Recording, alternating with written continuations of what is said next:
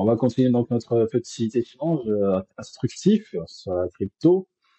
Et on va parler aujourd'hui donc de crypto-actifs, crypto-monnaies. Alors, en faisant les recherches, j'ai compris que c'était plus ou moins la même chose, mais au début, je me disais, mais c'est quoi ces deux concepts bien différents? Donc, tu pourrais peut-être nous expliquer, ou peut-être qu'il y a des petites différences, des petites nuances, on verra. Et en tout cas, c'est ce on va traiter aujourd'hui. Qu'est-ce que c'est, les exemples, comme d'habitude, hein, et surtout, en fonction de chacun de nos profils, qu'est-ce qu'on peut ou doit faire. On n'abordera peut-être pas la partie réglementation parce que ça va être un peu plus compliqué, donc on va foncer notre vidéo pour cela. On va s'intéresser réellement aux fondements.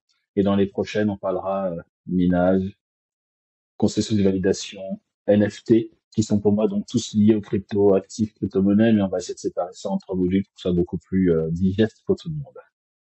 Bon, déjà pour C'est ça. commencer, donc qu'est-ce que c'est les crypto-actifs, crypto-monnaies? Est-ce que c'est la même chose? Est-ce que c'est différent? Alors en fait, bon, il existe différents types de crypto-monnaies hein, selon qu'on utilise une blockchain publique, une blockchain privée, etc.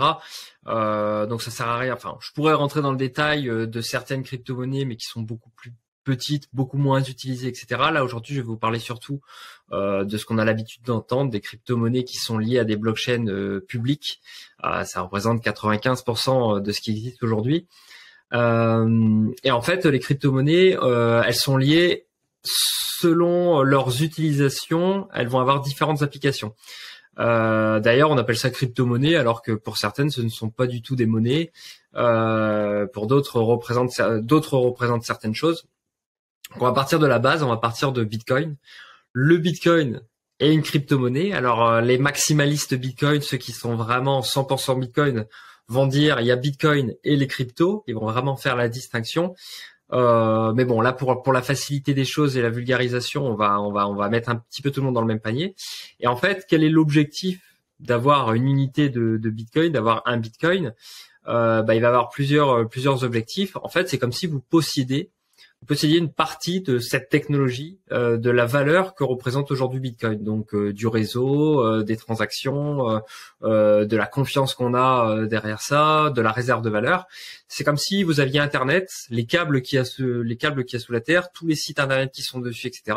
Imaginez que vous avez une valeur et cette valeur-là, vous la divisiez par 21 millions et donc vous pouvez posséder une part de la technologie qui est Internet. Donc quand Internet est sorti, il n'y a pas eu ça. Les investissements se sont faits de manière complètement privée par des entreprises, par des gouvernements, etc., etc., qui possèdent du coup une partie de la technologie via les installations qui ont pu être faites. Et puis après, aujourd'hui, les GAFAM, aujourd'hui, typiquement, quand vous possédez une action